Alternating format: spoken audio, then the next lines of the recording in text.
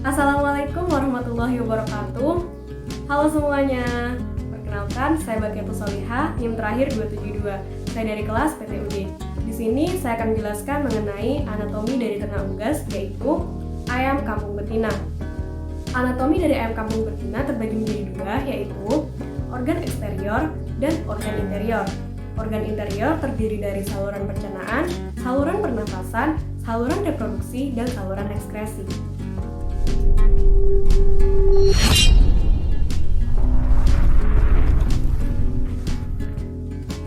Alat yang digunakan yaitu gunting, pisau dapur, cutter, dan latex. Organ eksterior pada ayam betina meliputi mata, paruh, pial, leher, dada, perut, punggung, bulu ekor, sayap, paha, dan ceker.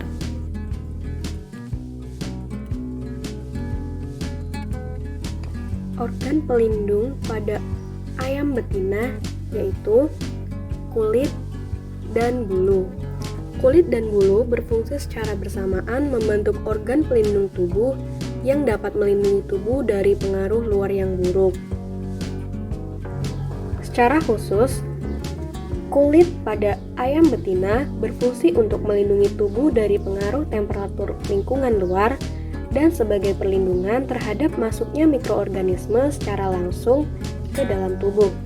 Sedangkan bulu berfungsi sebagai isolator, melindungi tubuh dari luka dan infeksi karena adanya gesekan langsung dengan benda keras, sebagai sarana untuk terbang, sebagai reseptor dari luar, perhiasan untuk memikat lawan jenis atau secondary sex feeder, dan digunakan untuk mendeteksi kondisi kesehatan serta menduga kemampuan produktivitas dari ayam betina.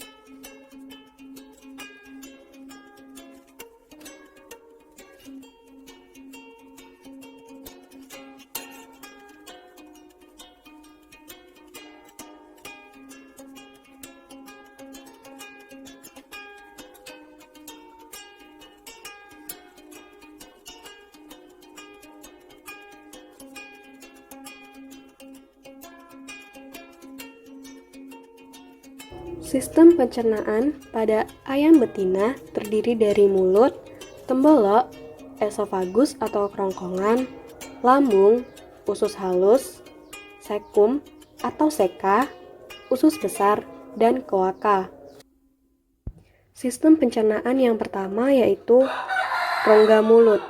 Rongga mulut terdiri atas rahang yang merupakan penghubung antara rongga mulut dengan tanduk. Mulut merupakan organ pertama dalam sistem pencernaan yang berperan dalam proses pengunyahan dan masuknya makanan. Yang kedua yaitu esofagus.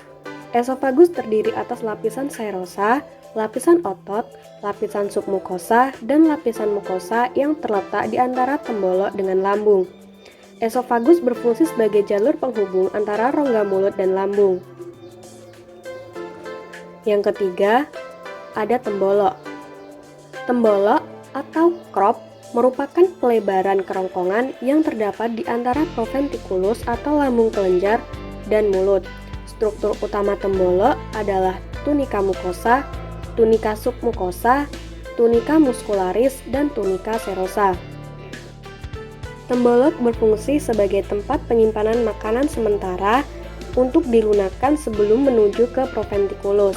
Hal ini dikarenakan unggas tidak memiliki gigi untuk proses penghalusan makanan. Selanjutnya yaitu lambung. Lambung terdiri atas proventriculus yang banyak menghasilkan enzim dan ventriculus atau lambung pengunyah. Ventriculus biasa disebut sebagai ampela. Lambung merupakan tempat terjadinya proses pencernaan secara kimiawi dan tempat disekresikannya cairan lambung oleh dinding lambung. Usus halus terdiri atas usus halus dan usus tebal yang bermuara pada kloaka. Usus halus terletak di antara proventriculus dan seka atau sekum. Usus halus berfungsi sebagai tempat penyerapan sari-sari makanan pada ternak. Sekum pada ayam betina terdiri dari dua sehingga sering disebut dengan seka. Seka berfungsi sebagai tempat pencernaan secara mikrobial dengan tujuan untuk mencerna nutrien yang tidak diserap oleh usus halus khususnya serat dan nitrogen. Usus besar terdiri dari sekum atau seka, kolon, dan rektum. Usus besar berfungsi untuk mengabsorpsi air dan mineral, tempat terbentuknya vitamin K dengan menggunakan bakteri Escherichia coli, serta usus besar melakukan gerakan peristaltik untuk mendorong feses menuju kloaka. Kloaka merupakan lubang posterior atau anus yang hanya terdapat pada hewan non-ruminansia, khususnya unggas. Kloaka berfungsi sebagai tempat pembuangan urin dan feses.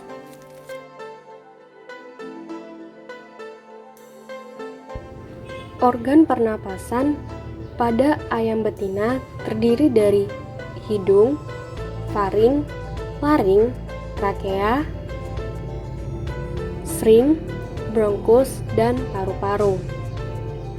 Lubang hidung merupakan saluran pernafasan pertama pada unggas.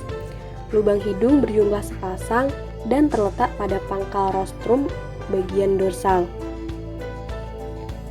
Lubang hidung kanan berfungsi mengeluarkan udara panas dari dalam tubuh, sehingga dapat meningkatkan pengeluaran zat asam.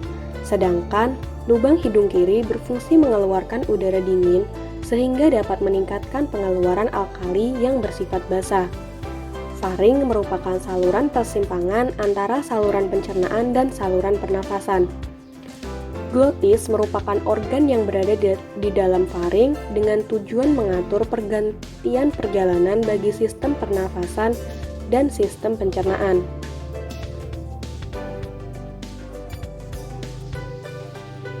Laring merupakan bagian yang disokong oleh kelenjar kartilage cricoidea dan kartilage arytenoidea yang berjumlah sepasang. Laring berfungsi sebagai pelindung saluran di bawahnya dengan cara menutup secara cepat pada stimulasi mekanik sehingga dapat mencegah masuknya benda asing ke dalam saluran pernapasan. Laring terletak di antara epiglotis dan trakea. Trakea merupakan saluran lanjutan laring yang menuju ke arah kaudal. Trakea berfungsi sebagai tempat perlintasan udara setelah melewati saluran pernapasan. Sring tersusun dari beberapa anulus trachealis yang paling kaudal dan anulus bronchialis yang paling kranial. Sring terletak di dasar trakea. Sring berfungsi sebagai penghasil suara pada ayam betina. Bronkus merupakan percabangan dari trakea. Bronkus tersusun atas cincin tulang rawan dan terletak di depan kerongkongan. Bronkus berfungsi sebagai jalur keluar masuknya udara dari paru-paru. Pulmo atau paru-paru terdapat pada ujung bronchi yang berjumlah sepasang dan melekat pada dinding dorsal toraks yang dibungkus oleh selaput biasa yang disebut pleura. Pulmo berfungsi sebagai tempat pertukaran oksigen dengan karbon dioksida.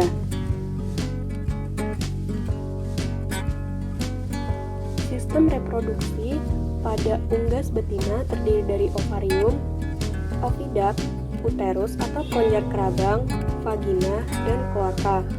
Organ-organ pencernaan pada unggas betina yang saya gunakan belum terlihat karena ayam betina tersebut belum mengalami dewasa kelamin. Ovarium terletak pada daerah kranial ginjal di antara rongga dada dan rongga perut pada garis punggung. Ovarium pada unggas terdiri dari folikel dan sintesis yolk. Ovarium berfungsi sebagai tempat sintesis hormon steroid seksual, gametogenesis, dan perkembangan serta pemasakan kuning telur atau folikel. Oviduct merupakan saluran penghubung antara ovarium dengan uterus. Oviduct terdiri dari 3 bagian, yaitu infundibulum bagian paling atas, magnum bagian tengah, dan isthmus.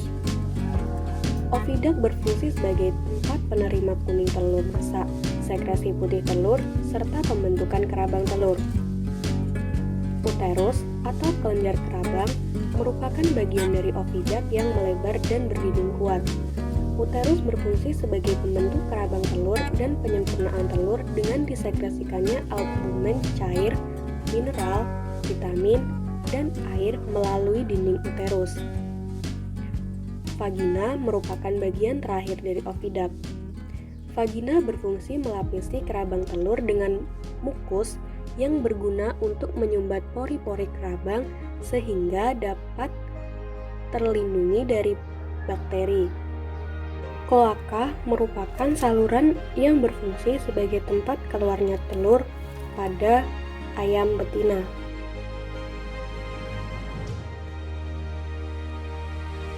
Sistem ekskresi pada ayam berfungsi untuk memelihara keseimbangan elektrolit, memelihara keseimbangan air, dan membuang limbah khususnya produk dari metabolisme nitrogen kecuali karbon dioksida. Organ ekskresi yang terdapat pada unggas betina yaitu ginjal, paru-paru, dan kulit. Ginjal berfungsi untuk memproduksi urin melalui proses filtrasi darah sehingga air dan limbah metabolisme disekresikan dan reabsorpsi beberapa nutrien seperti glukosa dan elektrolit yang kemungkinan digunakan kembali. Ginjal pada unggas betina menempel pada tubuh bagian dalam. Yang kedua yaitu paru-paru. Paru-paru berfungsi mengeluarkan zat sisa dari aktivitas metabolisme sel, yaitu karbon dioksida dan air. Karbon dioksida dapat menimbulkan gangguan fisiologis yang penting. Kulit unggas tidak memungkinkan digunakan sebagai salah satu alat ekskresi utama karena hampir tidak berkelenjar. Ayam khususnya hampir tidak memiliki kelenjar kulit, tetapi memiliki kelenjar minyak yang terdapat pada tubuhnya. Kelenjar minyak tersebut berguna untuk meminyaki bulu-bulunya, sehingga dapat melindungi tubuh ayam dari gangguan lingkungan.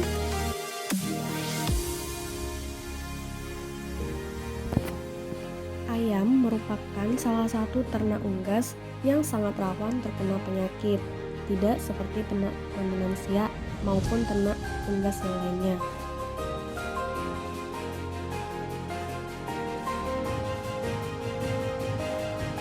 Penyakit-penyakit yang biasa menjangkit ternak ayam kampung yaitu tetelo atau Newcastle disease, MD, biasa disebut dengan istilah super ayam ataupun PSCK. MD merupakan penyakit akut pada unggas yang menular secara cepat, di mana terjadi infeksi viral yang menyebabkan gangguan pada saraf pernapasan. Penyakit ini disebabkan oleh virus paramyxo yang bervariasi tingkat keganasannya, mulai dari sangat tinggi atau filogenik sampai cukup tinggi atau mesogenik maupun sangat rendah atau lentogenik.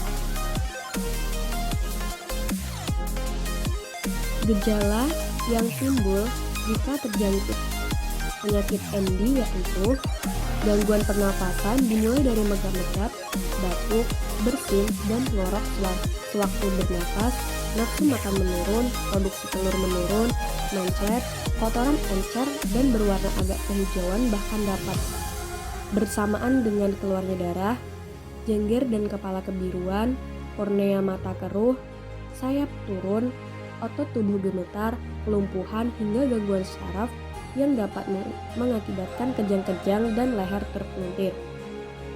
Penyakit ini dapat ditanggulangi dengan beberapa cara, yaitu ayam yang tertular harus dikarantina.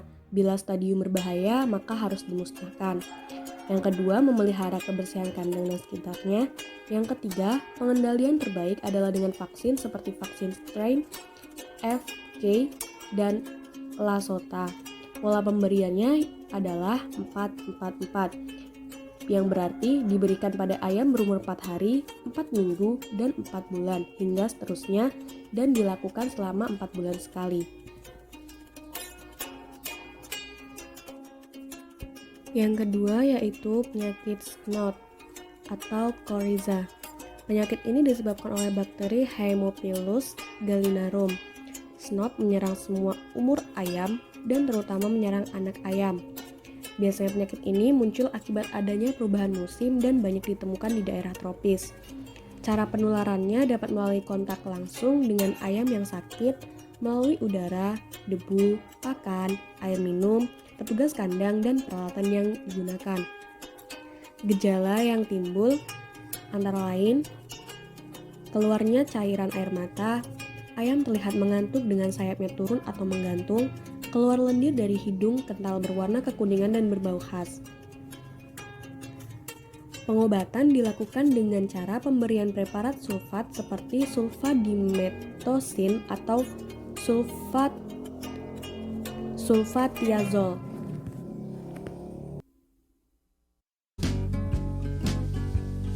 Sekian yang dapat saya jelaskan. Semoga apa yang telah saya sampaikan dapat bermanfaat.